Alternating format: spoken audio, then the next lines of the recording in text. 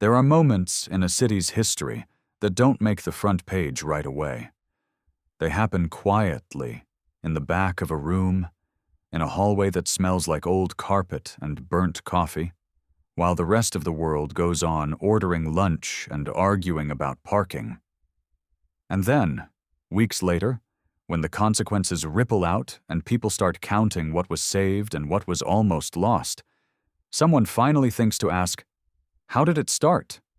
Who was in that room?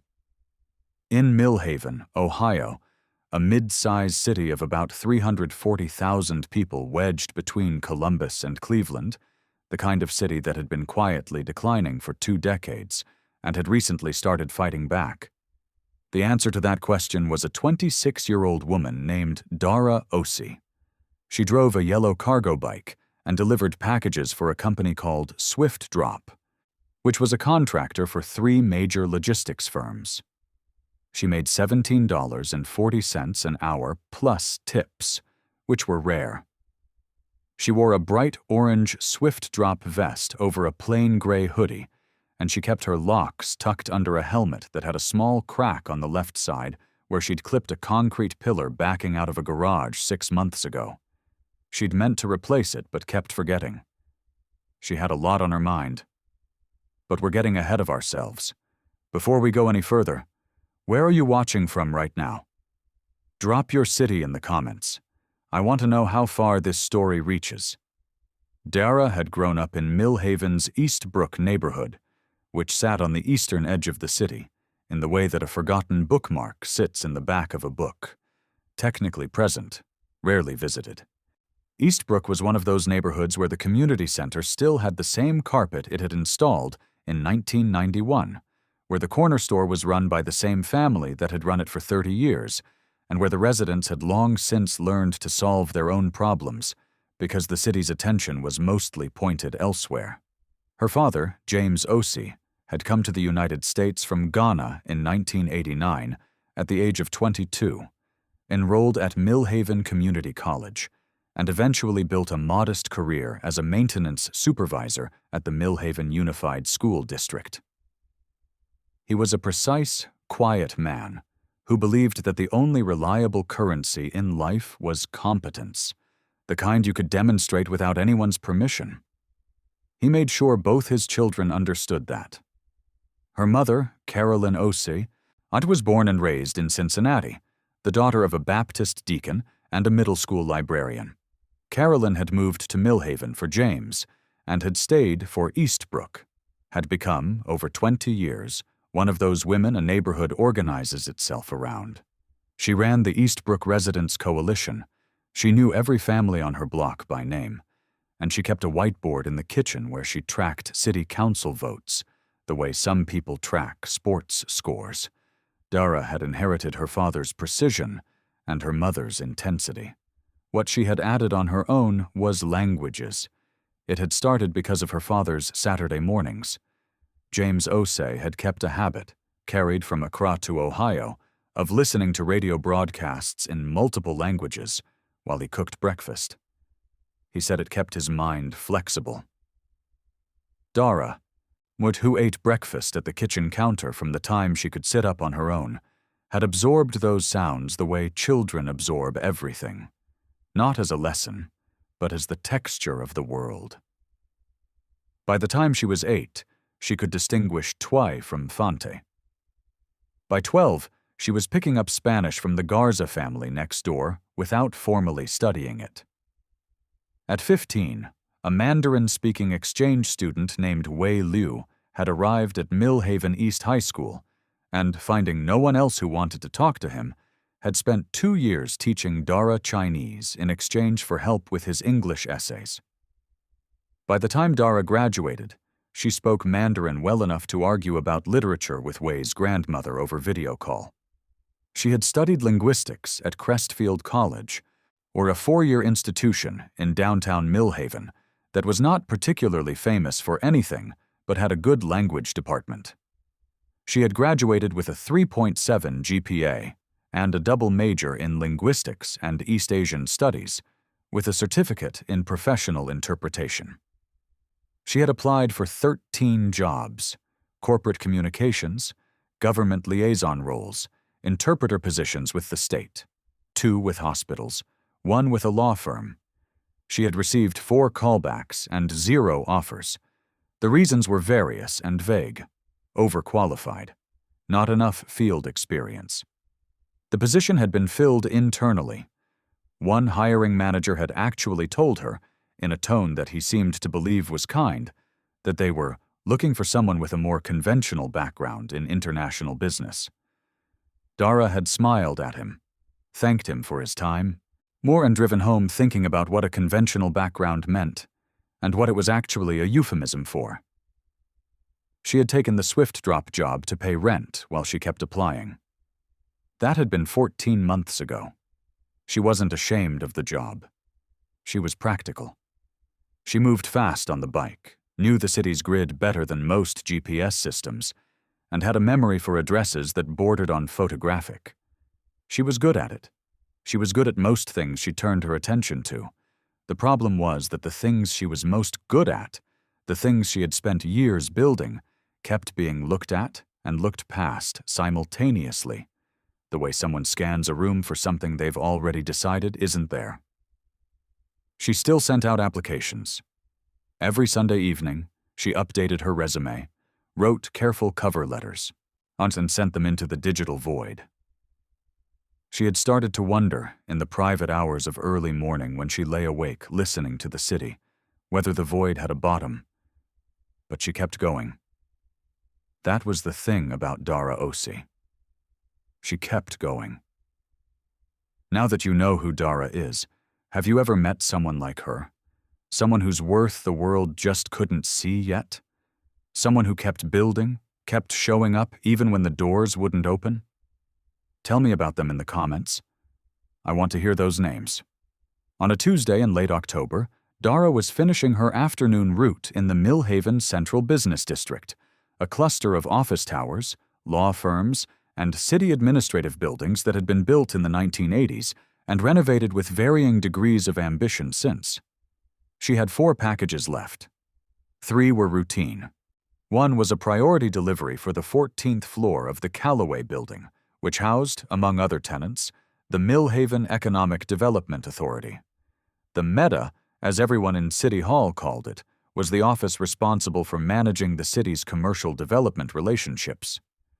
It had been in the news recently because of the Hargrove District project, a $340 million mixed-use development deal that had been in negotiation for almost 2 years and was, depending on who you asked, either the thing that would finally revitalize Millhaven's collapsed waterfront or an overpriced arrangement that primarily benefited out-of-state developers. The lead developers were a consortium called Vantage Pacific Group, which was headquartered in San Francisco but was substantially backed by a Chinese real estate investment firm called Hengyi Development. The Hengyi connection had complicated things. Negotiations had been stalled for 3 months over a contract clause that the Hengyi representatives were apparently unhappy with, something about profit-sharing ratios, and a performance escrow clause that the city's legal team had inserted into the latest draft. Millhaven had hired an outside interpreter firm, a company called Lexbridge International, to handle translation at the negotiation sessions. At $380 per hour, Lexbridge had provided a senior interpreter named Mr. Graham, who was very good at formal Mandarin and, as it turned out, significantly less good at the regional Shanghainese inflections and real estate industry idioms that the Hengyi representatives actually preferred to use when they wanted to be precise. Nobody in the room had understood this. Nobody in the room knew enough Mandarin to notice the gap. Dara didn't know any of this when she pressed the elevator button on the 14th floor of the Callaway building with a package tucked under her arm and her helmet still on her head because she'd forgotten to take it off again.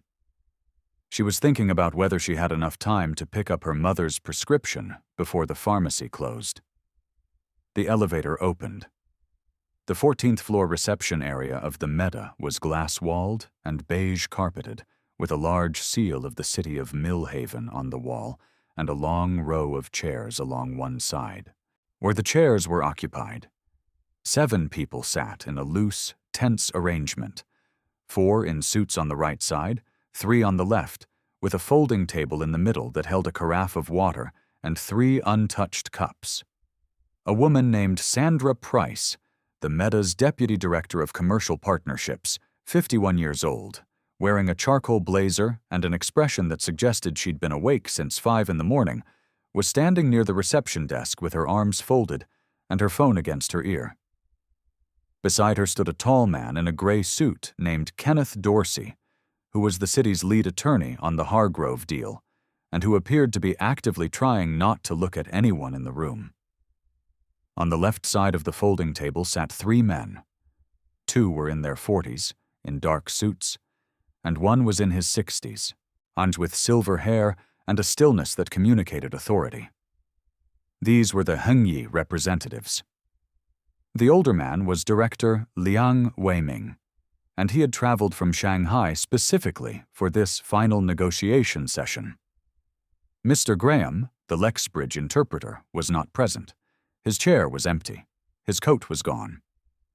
Dara did not fully process any of this in the first 10 seconds. She processed. Lots of people, tense energy, reception desk, need a signature. She approached the reception desk. The receptionist, a young man named Tyler, who looked like he was having the worst afternoon of his young professional life, looked at her, and then at the package, and then at the room, and then back at her. "I have a priority delivery for a..." Dara checked the label. "For a Marcus Webb?" "He's in the meeting," Tyler whispered. "What, can you just leave it?" "It's a priority document. I need a signature." "Yeah, okay, hold on." Tyler stood up and crossed to the glass conference room behind the reception area and knocked on the door. Sandra Price looked up from her phone call, noticed Dara in her orange vest and cracked helmet, and something moved across her face. It wasn't malice, exactly. It was the particular expression of someone who has a lot on their mind and has now encountered something that does not belong in their mental picture. She walked to the doorway and spoke to Tyler in a low voice. Tyler walked back to the desk. "He says he'll sign when the meeting is over." "When will that be?" Tyler glanced at the room. "I honestly don't know." Dara looked at the tracking system on her phone. Their priority deliveries with required signatures had a 40-minute window. She had 19 minutes before it automatically flagged as a missed delivery, which would come out of her performance rating. "I can wait," she said, and sat down. She sat in the row of chairs along the wall, set her bag beside her, and did what she usually did when she was waiting. She listened. She pulled out her phone and pretended to scroll through it, but her ears were doing what ears trained across multiple languages always do. They were separating sounds into streams. Director Liang Weiming was speaking. He was speaking in Mandarin, but not the flat, formal Putonghua of textbooks and business schools. He was speaking in a rhythm that Dara recognized, partly because Wei Liu had grown up in Shanghai, and Wei's grandmother had spoken exactly like this. Director Liang was using Shanghai-inflected Mandarin laced with industry-specific real estate terminology, and he was saying something very specific. He was saying that the performance escrow clause, as currently structured, was effectively a public insult to Hengyi development. The clause implied, in the phrasing the city's attorneys had used, that Hengyi could not be trusted to meet its construction benchmarks. In Chinese real estate culture, this was not a neutral legal concern. It was an imputation of bad faith.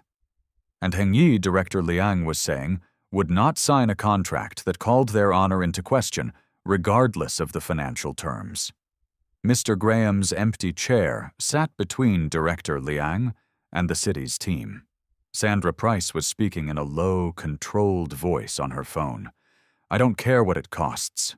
I need another interpreter here in 30 minutes. No, he left. I don't know why he left. He said there was a family emergency and..." She stopped. "What do you mean you don't have anyone available until Thursday?" Kenneth Dorsey was making notes on a legal pad. One of the Hengyi junior associates was looking at his own phone with the expression of a man considering how to write a very diplomatic email. Director Liang was quiet now. His stillness had become the stillness of a man who has made a decision and is waiting for the room to catch up. Sandra Price ended her call and turned to Kenneth with both hands pressed flat against her thighs in the way that people do when they are preventing themselves from doing something less professional with their hands. "The interpreter firm doesn't have anyone available until Thursday," she said. "But we can't ask them to stay until Thursday. I know we can't. If they leave today, they're not coming back." "I know." They stood in silence for 3 seconds, which in a $340 million negotiation is a very long 3 seconds. Dara stood up. She hadn't planned to. It was not a calculated move. It was the thing her father's precision and her mother's directness produced when a problem was visible, and a solution was also visible, and no one was moving toward it. She walked to the doorway of the glass conference room and knocked on the open door. Sandra Price turned and looked at her. The look was not welcoming. "We're in the middle of something." "I heard. I speak Mandarin." Dara looked past Sandra to the room. "Shanghai style specifically. I also have a certificate in professional interpretation from Crestfield College." Silence. Director Liang, who had not moved in several minutes, now turned and looked at Dara with the kind of unhurried attention that certain people deploy when something unexpected has entered their frame of reference. Sandra Price looked at Dara's orange vest, at the cracked helmet which Dara was now holding under her arm, at the Swift Drop logo on the vest. "You're a delivery driver," she said. "Right now," Dara said. "Yes." After what Sandra Price just said to Dara, standing in that doorway with everything she knew and everything she'd built, and a room full of people watching. What would you have done in that moment? Let me know in the comments. What happened in the next 30 seconds was, depending on who in that room you later asked, either obvious or extraordinary. Director Liang Weiming said something. He said it directly to Dara in Shanghainese inflected Mandarin, and it was a question. The question was, "Young woman, where did you learn to speak like that?" And Dara answered him.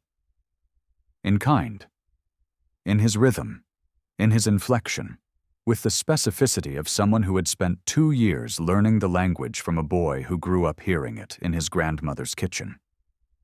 She said, "From a friend who grew up in Jing'an district. He taught me the real language, not the textbook language." Director Liang was quiet for another 2 seconds. Then he smiled, not broadly, not performatively, but the particular small smile of someone who has been pleasantly surprised and has decided to let it mean something. Sandra Price was still looking at Dara. So was Kenneth Dorsey. But so were the 2 Hengyi junior associates. So was Tyler from the reception desk, who had followed the moment from behind a potted plant.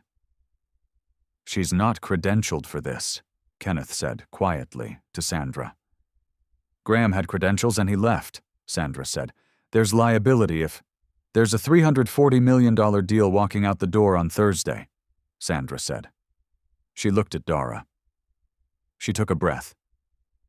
The breath of a woman who had been in city government for 17 years and had learned that sometimes the best decision is the one that isn't in any procedural manual. "Do you know what's at stake here?" Sandra asked. "Some of it," Dara said. "The Hargrove District project, performance escrow clause. I've been sitting in your lobby for 11 minutes. Sandra stared at her. What's your name?" "Dara Osei." "Dara." Sandra stepped back from the door. "Come in." What happened over the next 90 minutes was something that none of the 7 people in that room would describe the same way, but all of them would remember. Dara sat at the folding table, still in her orange vest, her helmet on the chair beside her, her cargo bike locked to a post 14 floors below, on a street where the parking meters were about to expire. She set her phone face down on the table, and she worked. She didn't interpret word for word, the way a machine would. She did what good interpreters do. She listened for meaning, for the shape underneath the sentence, for what was being communicated in the gap between what was said and what was meant. And she had the specific advantage of understanding Director Liang's register in a way that the Lexbridge interpreter had not, which meant she understood not just what he was saying, but what it meant to him to say it. The performance escrow clause, as Dara explained to Sandra and Kenneth, wasn't being rejected on financial grounds. It was being rejected because of the specific phrase the city's legal team had used. A phrase that, in the context Director Liang was reading it, implied a preemptive distrust of Heng Yi's word. In Chinese business culture, particularly among firms of Heng Yi's size and history, being contractually assumed to be untrustworthy before a deal had even begun was not a legal abstraction. It was a statement about character. What if the clause were restructured as a mutual performance guarantee? Dara said. She looked at Kenneth. Both parties subject to the same escrow trigger, city and developer, not Heng Yi specifically. It makes it symmetric. Kenneth looked at his legal pad. That's actually not inconsistent with what we were originally trying to accomplish. It just requires a redraft of Section 14b and the accompanying disclosure schedule, Dara said, because she had read the clause summary in a document that had been briefly visible on the table, and she had a very good memory. Kenneth stared at her. I took 2 business law courses at Crestfield, she said, by way of explanation. She then turned to Director Liang and explained the city's proposed restructuring in full, in the language he used, with the precision he required. She didn't soften anything or editorialize. She carried the meaning across the table the way her father had always said competence worked, directly, without asking permission. Director Liang listened. He spoke to his associates briefly, in voices too low for anyone else to track. Then he turned back to Dara and said, in Mandarin, "The young woman from Jingan's student, what does she think of the restructured clause?" Dara understood the question. He was asking not as a formality. He was asking because he had decided to trust her read. She said, "I think it's fair. I think both parties want this deal, and neither wants to walk away over language that can be changed. The city needs this development, and your firm has been in this business long enough to know that a good partner city is worth more than a perfect contract." Director Liang was quiet. Then he said, and in English, accented but clear and deliberate, the first English he had spoken in the room all afternoon. "Then let us redraft Section 14b. The room exhaled. Sandra Price, who had been standing for the entire 90 minutes because she had been too tense to sit down, sat down in a chair in the corner of the room and looked at the ceiling for exactly 3 seconds. We are right at the moment everything is about to change for Dara. Before I tell you what happened next, what do you think happened? Drop your prediction in the comments. I want to see how many of you saw this coming. The redraft took 2 more hours, and a city attorney who was called in to document the language changes. It was finalized just after 7 p.m. Director Liang and both his associates signed. Sandra Price signed. Kenneth Dorsey signed. And with the particular deliberate slowness of someone who knows they are signing something significant. The Hargrove District Project, the $340 million waterfront redevelopment that would bring an estimated 1,200 construction jobs, 400 permanent positions, and a new medical office complex to Millhaven's east side, was back on track. Dara had still not delivered the package. Marcus Webb, the man who needed to sign for it, eventually emerged from a side office to find her at the conference table in her orange vest, surrounded by city officials and international developers. He signed for his package without comment. She made it to the pharmacy with 4 minutes to spare. She told her mother about it that evening over dinner. Carolyn Osei listened without interrupting, which was unusual. When Dara finished, Aunt Carolyn said, "Did they thank you?" Sandra Price said thank you. The director said, he said, in Mandarin, that the city was lucky to have people of quality even in its smallest corners. Carolyn was quiet for a moment. Then she said, "What does that mean to you?" Dara thought about it. "I think it means he saw me clearly," she said. "Some people don't." Carolyn nodded slowly.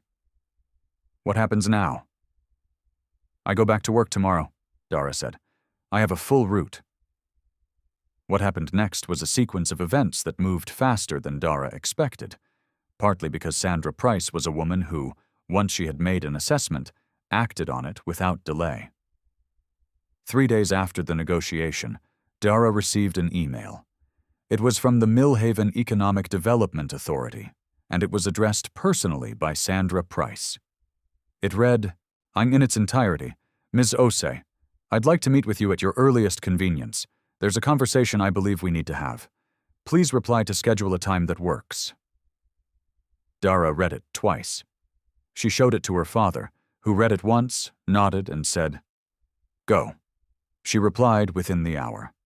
The meeting was in Sandra's office on the 14th floor of the Callaway building, the same building Dara had been delivering packages to for 9 months. Sandra had a window that looked out over the Millhaven waterfront, the decayed piers and warehouses that the Hargrove District project was supposed to transform.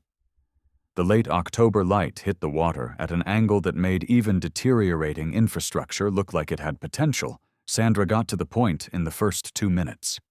"We don't have a full-time interpreter position," she said.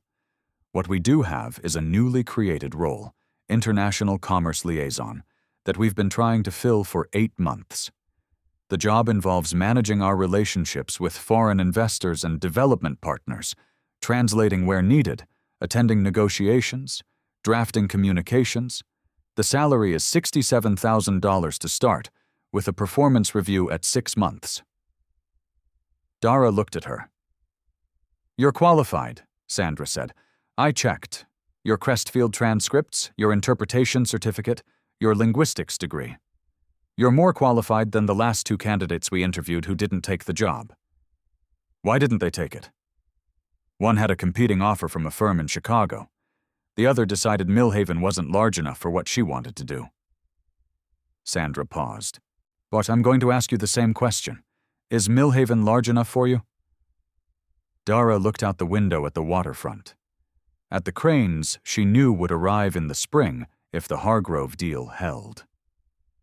At the east side, Eastbrook, her mother's whiteboard of city council votes, her father's Saturday morning languages, the 15-year-old girl who learned Mandarin from an exchange student who just needed someone to talk to.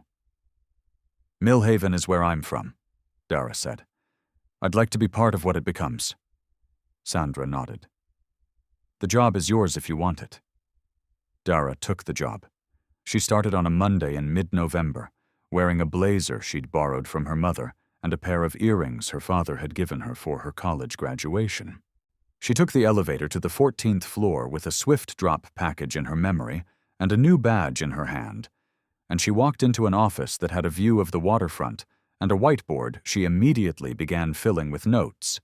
Tyler from the reception desk, who had been there for the whole thing, said, "I knew it. I knew when you walked in that day." Dara looked at him. "Did you?" "Well," Tyler said, "I knew something was about to happen." What happened to the Hargrove District project is, by the spring, a matter of public record in Millhaven. Ground breaks. The waterfront comes alive with construction equipment, and a city that has spent 20 years watching opportunity pass it by begins, slowly, to believe that something different is possible. Or the Meta creates a formal language access policy for all international negotiations, a policy that Dara drafts in her 4th month on the job, and that requires certified bilingual review of any contract language with foreign partners before final submission. It is a small policy, 4 pages long, and it will prevent at least 2 other near misses in the following year, though those stories don't make the news. Director Liang Weiming sends the Meta a formal letter of commendation 6 months after the negotiation. In it, he writes that the success of the Hargrove partnership is owed in part to the professional quality of Millhaven's team, specifically noting the liaison's contribution. He spells Dara's name correctly. Sandra Price gives Dara her 6-month review and raises her salary to $74,000. In Eastbrook, Carolyn Osei updates her kitchen whiteboard. She has a new entry, not a city council vote, but a note that she has written in her own handwriting and circled twice. Hargrove signed. Dara's deal. Waterfront coming home. James Osei, on the Saturday morning after Dara starts her new job, cooks breakfast and plays his radio and does not say much. But when Dara comes downstairs and sits at the kitchen counter where she has sat since she could hold herself upright, he puts a plate in front of her and says, "In twy." The one who knows the road does not stumble in the dark. Dara knows what he means. And Dara herself? She still bikes. Not for swift drop. She returned the orange vest and the cargo bike on her last day, shook the hand of her supervisor, who told her she was one of the best route runners he'd ever had, which she appreciated more than he probably knew. She bikes on Saturdays through Eastbrook, through the grid of streets she's known her whole life. She stops at the community center, which still has its 1991 carpet. She has started quietly putting together a proposal, a language access program, in partnership with Crestfield College, that would train Eastbrook residents in professional interpretation skills. There are 7 languages spoken in Eastbrook. She has a list. She has a meeting with the Crestfield department head in January.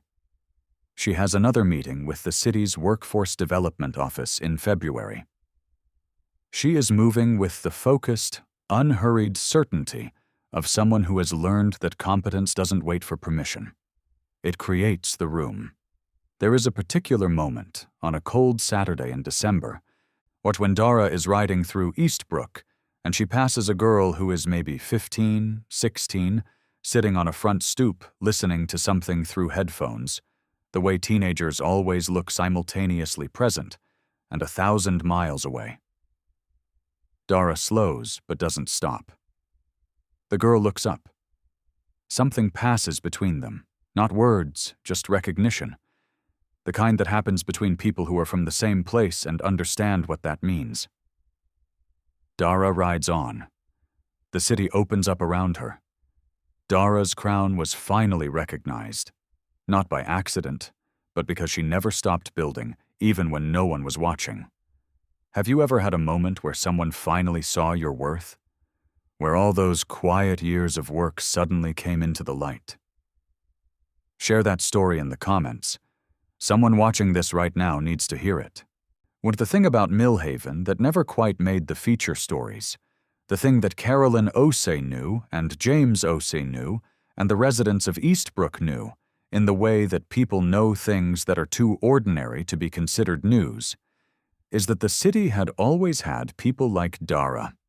People who were precise and patient and fluent in languages that no one thought to ask about. People who kept building in the space between who they were and where the world had put them. The $340 million didn't come from nowhere. It came because one woman in a cracked helmet sat in a lobby and listened to what was actually being said. Cities don't transform because of buildings. They transform because of the people who were already there, doing the work, waiting, not for rescue, not for a stage, but for the one moment when the door is open and someone finally says, "Come in." Dara Osei walked through that door at exactly the right moment. But she had been standing in the hallway for years, getting ready. If you've made it this far, I want to say something to you directly. The Daras of the world are everywhere. They are delivering your packages and teaching your children and sitting in the back of rooms where nobody has thought to ask what they know. They are fluent in things no one put on a job posting. They are building in the quiet. Find them, see them, say their name. And if you are one of them, keep going. The crown has always belonged to you. Subscribe to Crowned Stories if you haven't already. Every week we come back to this space to tell the stories that don't always make the front page, the ones that matter. To hit the bell so you don't miss a single one. And if this story moved you, if it reminded you of someone, if it gave you something you needed today, share it. Someone in your life needs to hear this right now. We'll see you in the next one.